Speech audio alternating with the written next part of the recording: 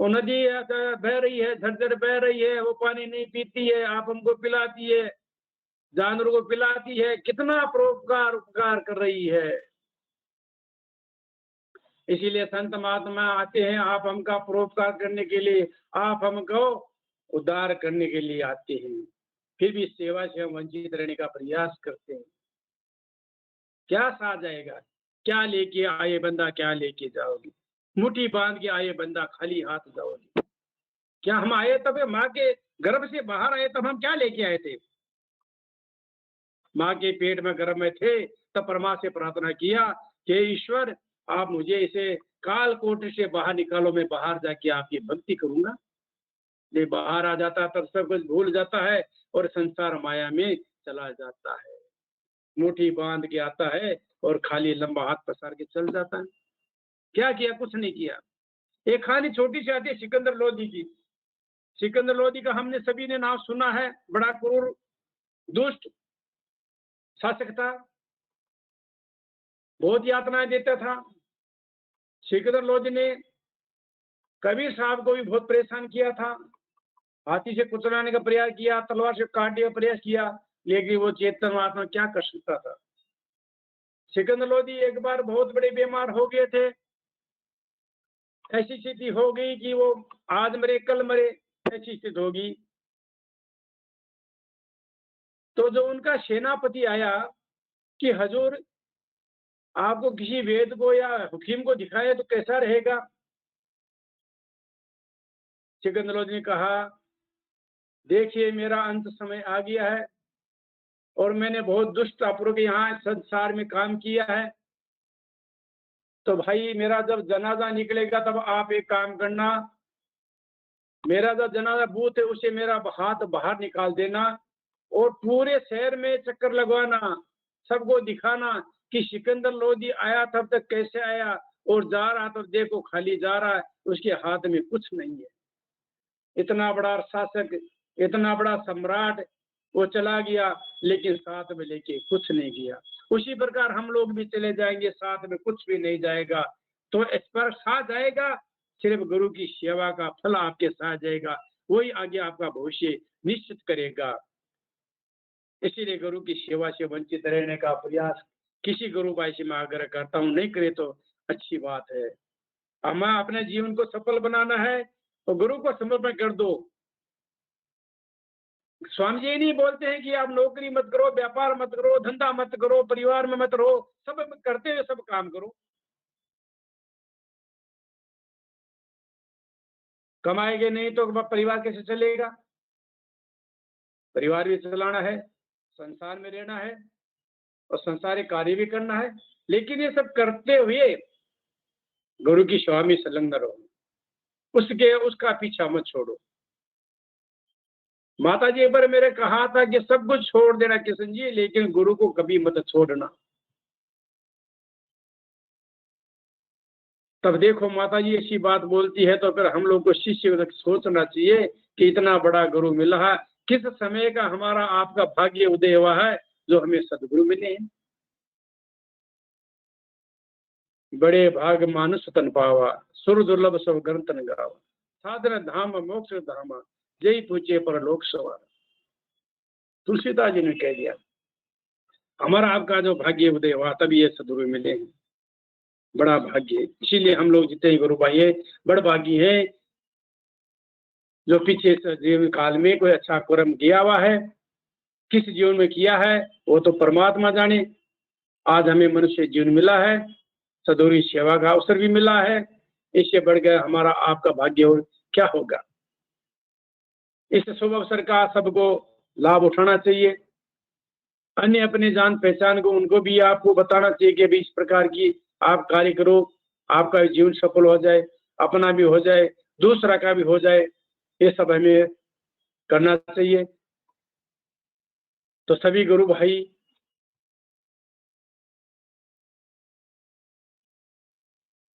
तो सभी आदमी को, सभी गुरु भाई से ये अनुरोध है कि सेवा में संलग्न रहिए और सदगुरु को रिझाने का प्रयास कीजिएगा। गो गोचर जा मन लगे भाई, सो सब माया जानो रे भाई। जहां तक हमारी इंद्रियों की दौड़ है वहां तक हमारा क्या है, मन जाता है। जितने दूर हमारी दृष्टि जाती है उतने तक हमारा मन जाता है, और वही है माया है। इस माया से ऊपर में कैसे उठोगे, वो भी तो है ना। माया को त्यागना है तो कैसे त्यागोगे? यही तो बड़ा विषय सबके सामने समय खड़ा है। अरे माया कोई अंदर से त्यागना है। आप इस संसार में धन इकट्ठा करो, लेकिन अंदर में उसको संग्रह की युक्ति मत रखो कि मैं संग्रह कर रहा हूं, मैं आगे की सोच रहा हूं, मेरी बच्चे हैं उनके बारे में सोच रहा हूं। नहीं, हमको अपना कर्म करते रहना है, कर्मों के अनुसार हमको चलना है। कर विचार में कौन हो ब्रह्म के जगदातार, कैसे जगद तुनवा लीन कौन विधि पार। स्वामी क्या कहते हैं कि मैं जानता हूं कि मैं मेरे जन्म कैसे हुआ, मैं जानता हूं कि मृत्यु कैसे है। इस संसार में कौन सी वस्तु को मैं नहीं जानता हूं। उस परमात्मा के पास में था, मैं इस संसार में आया क्यों आया, क्या प्रयोजन था मेरे आने का। तो हम आप सबका कल्याण के लिए हमारे सदगुरु साहब जी महाराज इस संसार में उतरे हुए थे, जीवों को बंधन काटने के लिए, आप हमको सही रास्ते पे लाने के लिए, उस परमात्मा तक पहुंचाने के लिए इस संसार में आए थे। और कहते थे कि यह संसार कैसे उत्पन्न होता है, कैसे पश्चात संसार नष्ट भी हो जाता है। वो हमारे सदगुरु भगवान थोड़ा जानते थे। उन्हें कोई भी संसार की वस्तु छिपी नहीं थी, ऐसी कोई वस्तु नहीं थी। तो हमारा ऐसा ऐसा हमको गुरु मिले हैं, हम बड़े भागी हैं, कैसे गुरु मिले। और विज्ञानी जी महाराज तो बार बार जोर देते रहे सेवा सत्संग के लिए, हमें प्राय कहते रहते हैं कि सबको सेवा में लगना चाहिए। ये शुभ अवसर बार बार मिलने वाला नहीं है। 2024 तक का समय आप हमारे हाथ में है, उसके बाद सेवा आपकी हमारी लगेगी या नहीं लगेगी वो तो कौन जानता, वो तो सदगुरु ही बता सकता है। तो समय हमारे आपके पास में 2 साल का है। जिसे गुरु भाई की अपनी श्रद्धा हो, शक्ति हो, उसी हिसाब से गुरु की सेवा में संलग्न रहे। वार्षिक उत्साह उसमें दीजिए, जन्म जयंती होता है उसमें सेवा कीजिए, शरीर से कीजिए, धन से कीजिए, मन से कीजिए, जैसे भी हो। धन काया वचन से संत पर गुरु सेव, आर्थ दिन अधीन हो अनुगामी गुरुदेव। 3 प्रकार की सेवा बताई गई है। जो भी आप सेवा सामर्थ्य है आपका, वो सेवा आप हमको करनी चाहिए। सेवा पीछे रहने का प्रयास आप कभी भी मत कीजिए।